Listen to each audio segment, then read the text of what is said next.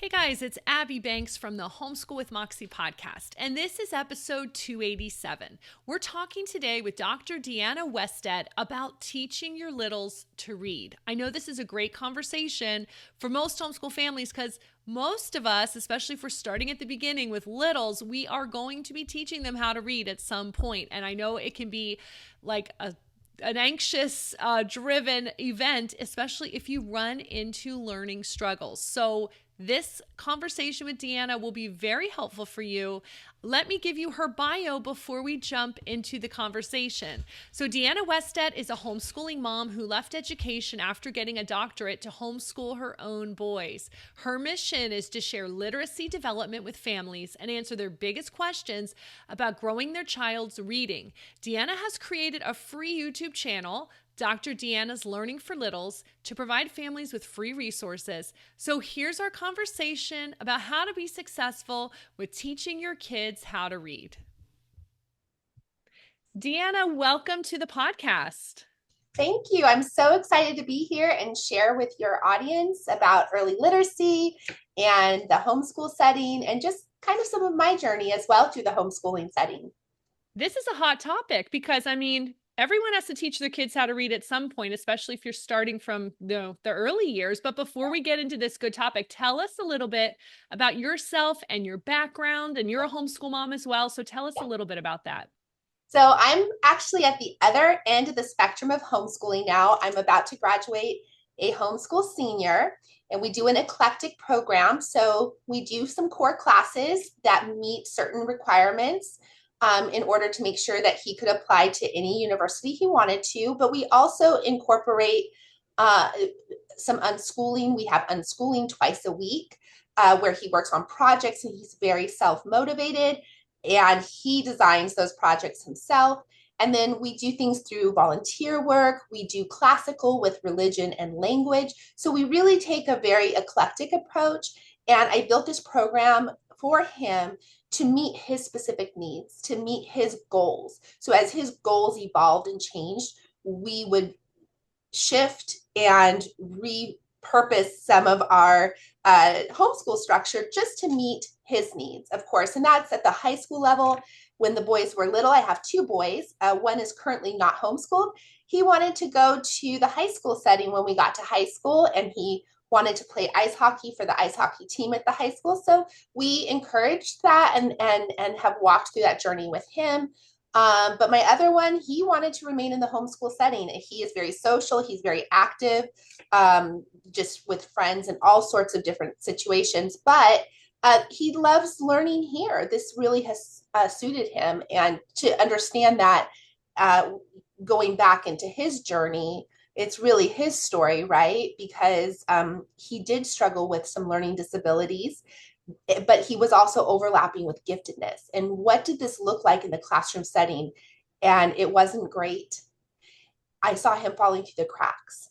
And my first priority for my son as a mom was to make sure, first and foremost, that he had what he needed to become a human being that was well-rounded, ready for life. And at the time when he was in the school setting, that wasn't happening. So to take you back, we did start with some homeschooling when they were very little. We decided to go into the school setting. And long story short, we ended up going back into a homeschool situation. We've filed the PSA, we've done PSP, we've done a charter program. So we've done different situations as needs arise. And I talk about a little of why we chose what we chose and that. I know people, that can be a hot topic too, and people's opinions about that. But anyway, so that's my background as a homeschooling mom. As far as in my professional life, I was in the public school classroom for over 20 years. And I'll tell you that one of the things I tell people is that even with that background, homeschooling did not look like public school because it was really built to teach my son to thrive in life. And I very strongly believe that the current setup of a typical classroom does not build that. Some children do just fine. I don't believe the classroom setting is building strength for our gifted population, especially those that overlap with learning disabilities. So, and that was actually my doctoral research. So that's also my background is I did go on to get my doctorate and then became a full-time homeschool mom. So here I am. That's awesome. What a journey. Was your research because of your son? Is that what kind of influenced that topic? Yes, both my boys are identified as twice exceptional. They both have identified learning disabilities, but they both clinically have been identified as gifted. And so when we look at that, they wouldn't have qualified. Well, my older one at the time would not have qualified for gifted to be even screened for gifted education because in the classroom setting, he was not achieving A's in his core subject. Now, I will tell you right now, he is a straight A student in his core class. We call them core classes. He is a straight A student. And I'm not there sitting with him doing the work. He is now self-motivated at this point. When we started, we had to scaffold that. We had to start like, okay, we're going to make sure this gets where it needs to go. We're going to finish this assignment. All right, let's sit together, and then as we went through, I'd say after the first 6 months to a year, then we started to build a little more independence. But it didn't look like that in the beginning. And I had to be okay with that and say, all right, that's our goal. But today we're going to work on this. We're going to start with whatever his smallest point of success is. And I tell parents that whatever your child's smallest point of success is, go with that. But in any case, yes, it has been a journey. And that's another reason why I want to give back to the homeschool community because it changed our life. It changed my son's trajectory to have that opportunity to take, take my background, but also just the time with him and do what worked for him and then build him into a confident, capable human. Whereas before, he was being told he wasn't capable, that he wasn't. I remember one time I was told by a head of school that my son was not meant for academic tasks. Mm. And it has only been recently in conversations with my son that has come out for him because I didn't share that with him. And now that he's at this level of going on to the next steps of life, applying to college because that's for his next steps, that's what he needs. Mm-hmm. And talking about, hey, listen, you really were capable this whole time. It wasn't you. And so that's, another reason I'm so thankful for homeschooling. And I see so many parents have questions about the reading. And I see a lot of misinformation too.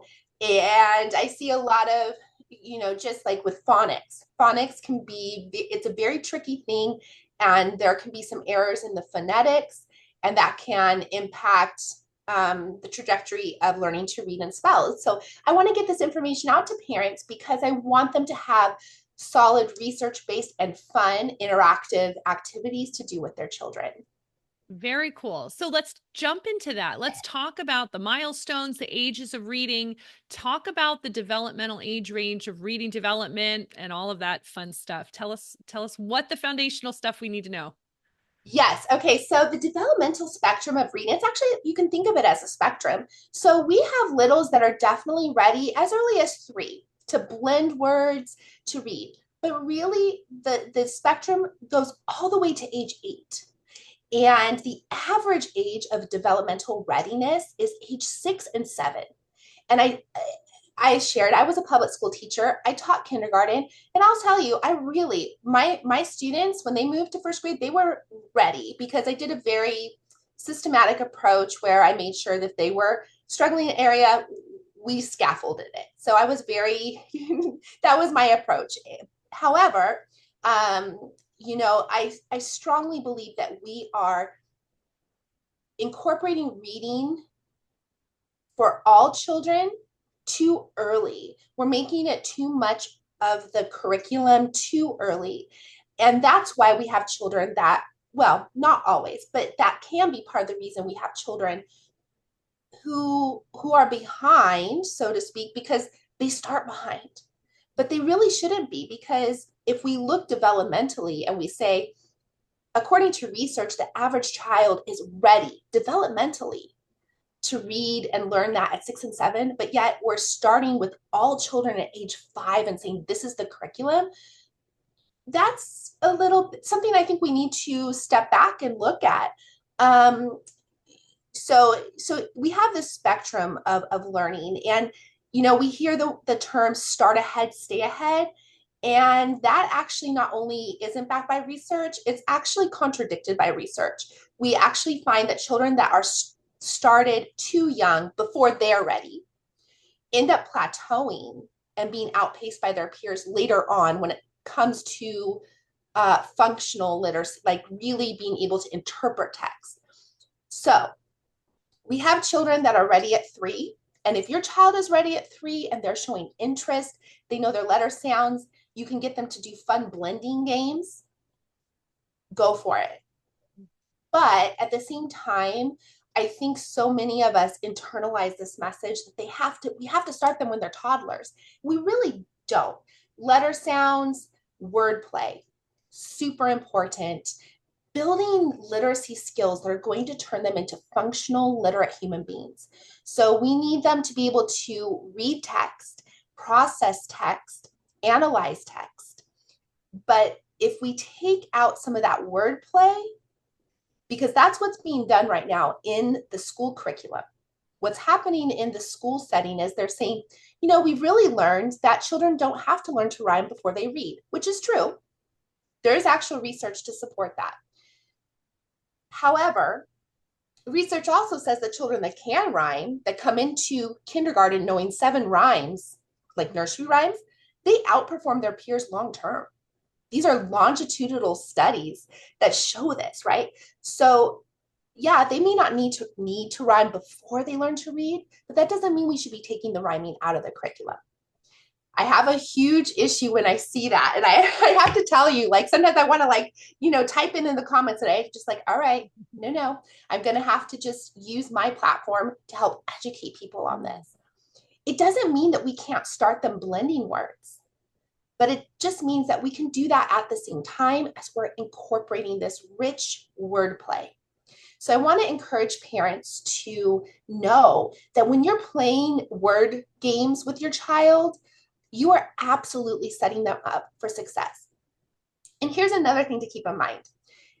We'll talk about learning disabilities. My son was personally at age 11, he was diagnosed with dysgraphia. And this came after some other diagnoses that ended up, once we got to age 11, realized they actually all came together and constituted what we were then told was dysgraphia. 20% of our population can have, we'll see issues with dysgraphia, dyslexia. Now we have a term called dyscalculia, which can also be, it can co-present at the same time as dyslexia because it has to do with ordering those numbers.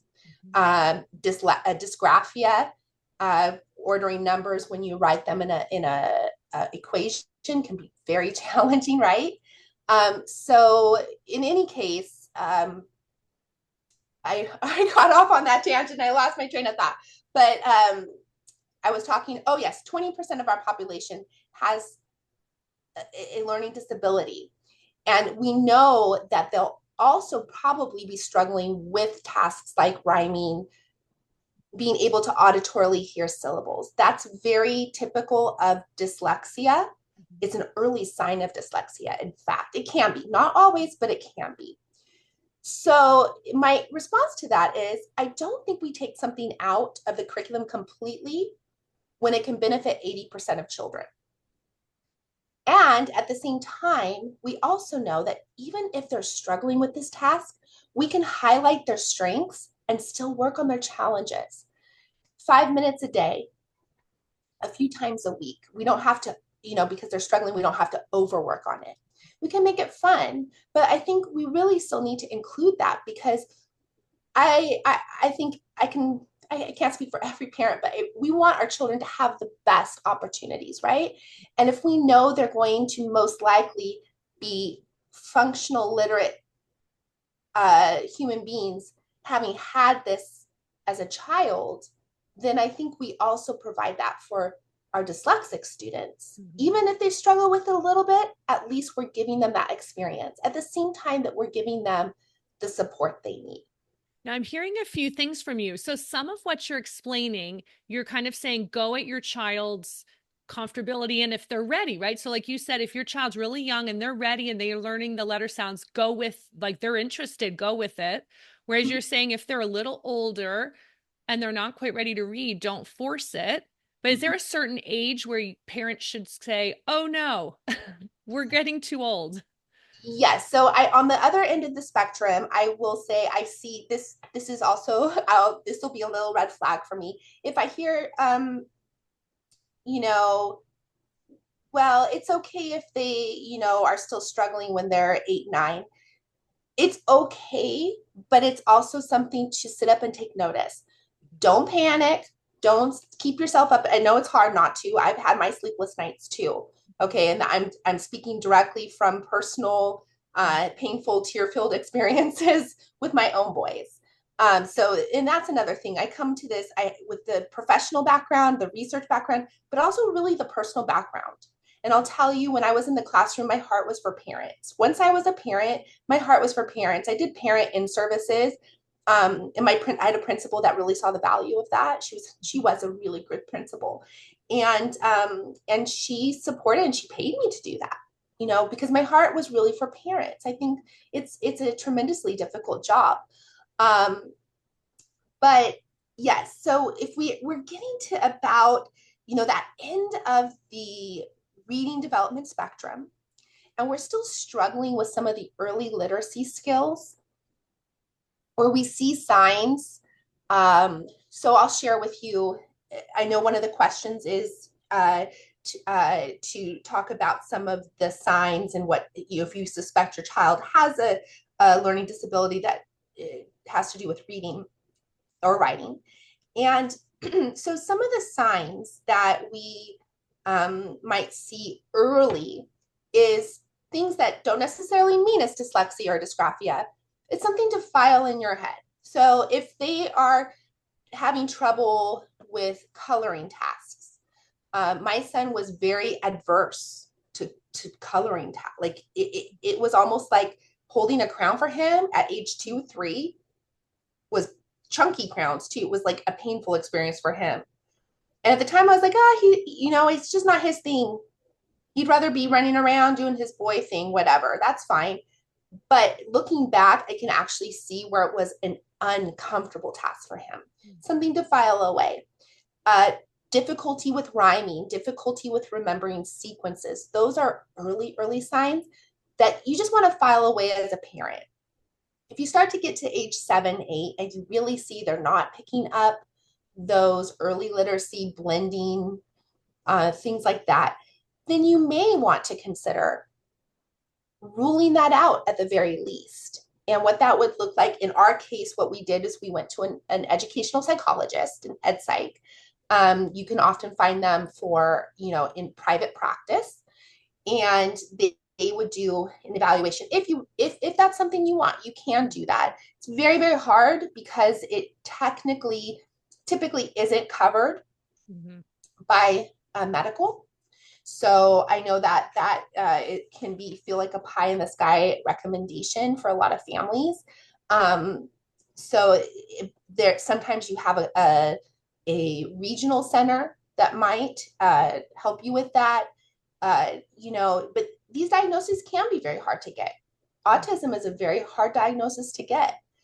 Because it can be very subjective still, and we're still learning what constitutes that. So all of this range of learning disabilities and developmental disabilities, it's trust me, we have been there with all of it. So, but in any case, when we first were diagnosed with learning disabilities, it looked like this. Well, he has a tracking disorder and auditory processing disorder.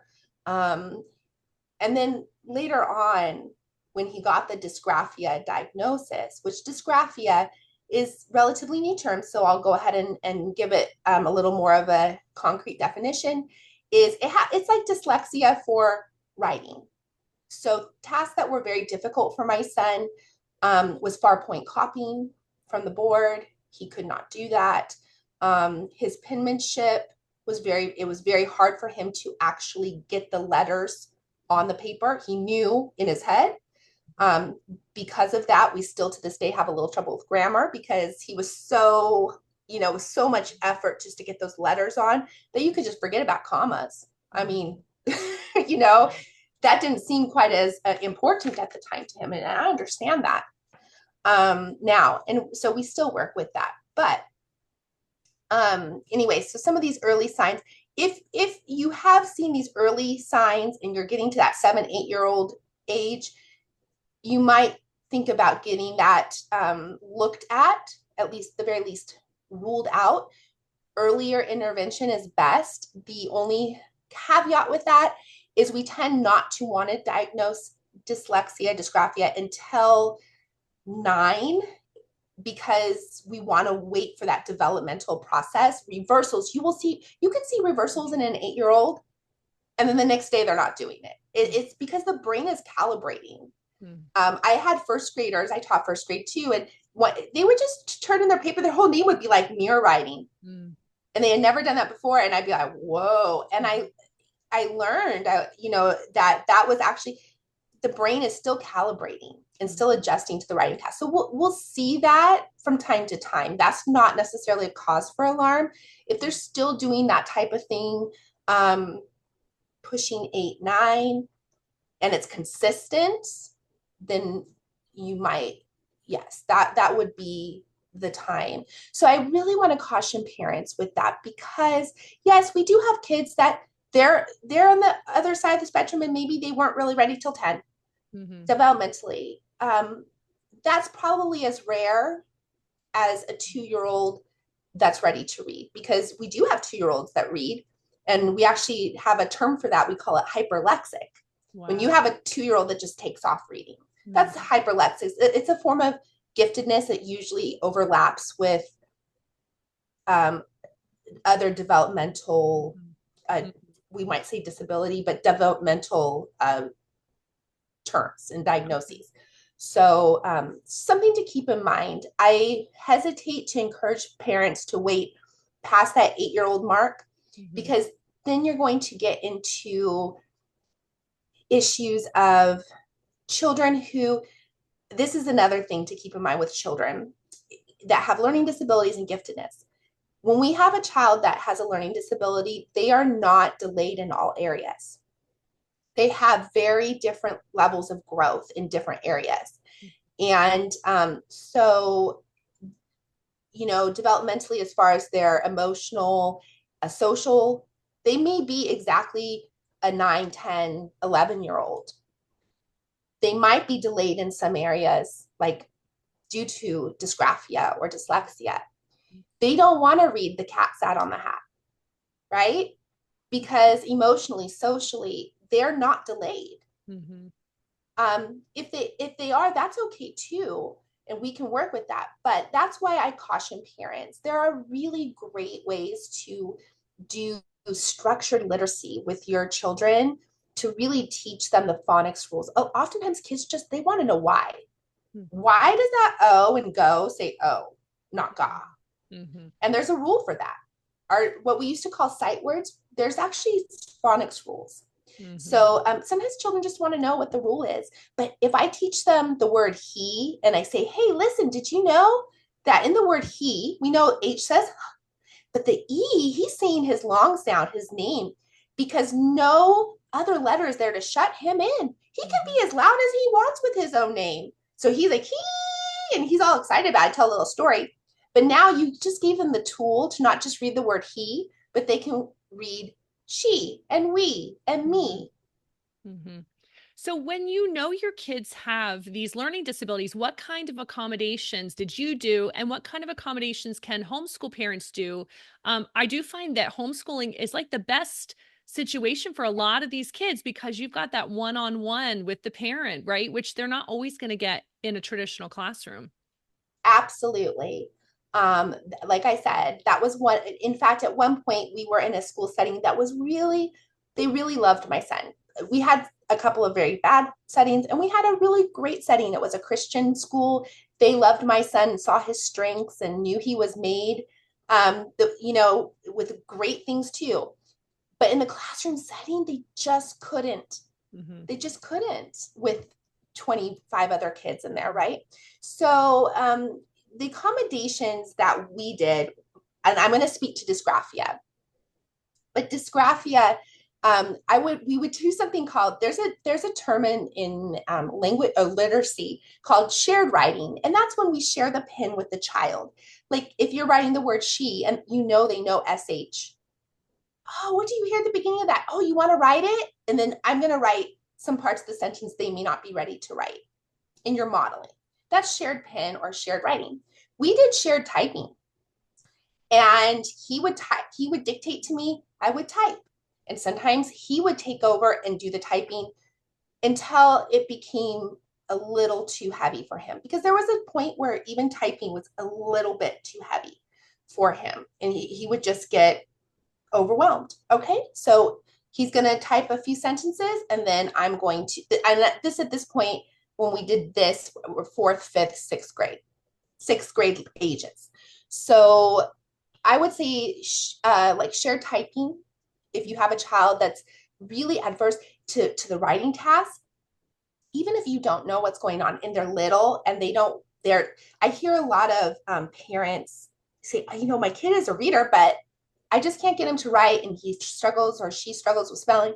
Have them dictate to you and model for them and show, okay, we're going to start over here. We start with a capital, share the pen with them or share the typing with them. When they get older, if they're still struggling, and the shared typing is a great opportunity to discuss with them things like paragraph structure, transitional phrases, topic sentences. And so by the time, and I'll tell you, one of my happiest things I love to share is that last year my son was actually, he was retested and he no longer qualifies for the dysgraphic diagnosis because it no longer shows in his testing. We have latent effects because like his grammar is delayed because of what I explained earlier, but he no longer qualifies for that diagnosis. And once we were starting to work, and some of that comes with just maturity. When he's tired, you'll still see it for sure. They still like, even, kids that have a speech delay, you'll notice that sometimes when they're tired, even after they've overcome that, generally speaking, it'll still pop up when they're tired. So that's normal. But that is, and they told me that was very rare. And the other part of that is that his writing, what he's able to do, I really think it's because I didn't say, all right, we're going to do this until you can form your letters, until you're writing the sentence, because we feel that that's the natural trajectory. That's logical to us, that they should be writing a sentence on their own. But don't overlook the importance of talking with them about structure of language, modeling for them, even if they're not able to do it on their own yet, because of dysgraphia. Same with reading. If they're struggling with reading fluently and fluidly, read to them and stop and talk about the text, and not just, oh, what color was the skirt, or what did he have for dinner? Not just basic questions, but actually like, gosh, you know what?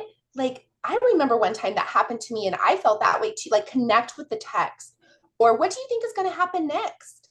Like really have them analyze the text. Because, and this was part of my research, and I had one student who he struggled with reading, but his vocabulary was advanced. I would say he was twice exceptional, right? He was gifted in this area and struggled in this area. And he was definitely what we would call at risk or at promise. He came from a family where dad had just gotten out of prison. And so definitely there were some cards stacked against this guy, right? And some some people might have had a certain perspective on things, self-fulfilling prophecies, right? Mhm. But what I did with this child is I would put him in the higher groups where we discussed text, and he took off. That Mhm. was huge for him because he needed a lower level reading instruction, but he needed to discuss text at a higher level. Mhm. So we Right. can, yeah, that's why I really encourage parents, if that's an accommodation, Mhm. we can work on children's challenges while still highlighting their strengths. Yes. We've seen that. We had a dyslexic kid too who is also now in college and very successful, but he's learned how to, work with his weaknesses still. Yeah, But you're right. Like it doesn't mean that everything is weak. He was my kid with the amazing auditory and like he knew the comprehension was out of this world, right? But he right. struggled with the actual reading the text. So you're right. Like we got to look at our kids. They're very, they're not one dimensional. It's like so much going on there. Very, very much so. Tell us about the biggest misconception of reading development that you see. So the biggest misconception I see is that if they know their letter sounds, they're going to be reading. Mm. And letter sounds are super important, phonics, super important. But there's this little thing called phonemic awareness, and it is the number one predictor of reading success, not just short term, but long term. And it's basically phonics. If you know all the letter sounds, phonics, it's like having the materials to build the bridge. Mhm. But if you don't have phonemic awareness, it's like you don't know how to build the bridge. So phonemic awareness is really the how to put those phonics together to read. So that would look like blending. I have a little board here. It's going to come up backwards, but you can use cubes for letter sounds. I do this a lot in my videos because children like interaction. So that's a really hands-on strategy for that. This is great for children that are having issues with dyslexia and dysgraphia because it helps to really, but yes, the biggest misconception I think is, yes, that if they know their letter sounds, they're going to be reading. And so, what's the number one question you get asked about reading development? So the number one question I get asked, I'm going to actually, because I kind of went back over what I've seen, and is how to get my child to blend words. Mm-hmm. And that's phonemic awareness. Sometimes it's word plays, using cubes, um, stretching words out. And the other one, we see a lot of how to teach sight words. And we call them, well, I do a method called the heart word method, which focuses on teaching the children the phonics of the word, like I talked about with the he and the she and the we. And and then still building automaticity. So we still want them to be able to read the word quickly, but we give them the tools to unlock the phonics. If they can read a word on a flashcard, they can read that one word. But if we give them the tools of the phonics for that word and they can blend it, then we've given them the tools to read a lot of words and syllables inside bigger words. Mm. So, you have a YouTube channel. Tell us about that. What will parents find over there? So I have a I have videos that start at the beginning of a Learn to Read sequence, scope and sequence. I started it this year. We started in September, but all the episodes are still there. And so Mondays, I do a phonemic awareness, phonics based approach. We do lots of singing, lots of I do movement, so it's a lot of kinesthetic action and just really getting the kids involved. And then Fridays, we do more of a fun Friday themed episode where I still incorporate some of that, but it'll have a theme like buggy fun or let's be safe. So something that's going to be very perfect for kids and giving them decodable sentences. And I actually have this on my TPT. Sometimes I have a resource for free. Sometimes I have it for like $1.50. But decodable sentences that go beyond like just cat, sat, Pam, Matt, those type of words. But reading about like this week it's shapes, and we go on a shape hunt at the park. That's tomorrow's episode. So anyway, but yes, so and then I give tips to parents, and I give little clips on my shorts and on my Instagram that really kind of explain what's going on theory wise when I'm teaching, because the episodes are meant to be fun, but there's a lot that goes into exactly how I present it to the kids. This is great. This is going to be a great resource, I think, for parents teaching their kids to read with all those fun videos, and they can follow, like, you have it presented in the right order for like these. This is how you build this literacy. Tell us specifically where people can find you online. Okay, so my YouTube channel is Dr. Deanna's Learning for Littles. And so that's my YouTube channel. I release a calendar every month that shows when the episodes will be released. I've suggested extra episodes, but now I'm going to go to suggesting little activities to help build skills. So they can download that calendar for free. I always make that free on my Teachers Pay Teachers account. I always don't say that right. And then also on Instagram at Dr. Deanna's at Dr. Deanna Learning for Littles. Facebook, same for kindergarten, preschool, and homeschool. Awesome. Thank you so much for sharing today. It was so good to meet you. Oh, yes. Thank you so much. It was great talking with you. I hope you enjoyed this conversation with Dr. Deanna Westedt. You can find the show notes at 4onemore.com/287. Be sure to subscribe to the Homeschool with Moxie podcast. We love to bring you conversations with experts pertaining to everything about homeschooling. Thanks for joining us today. And in the meantime, happy homeschooling.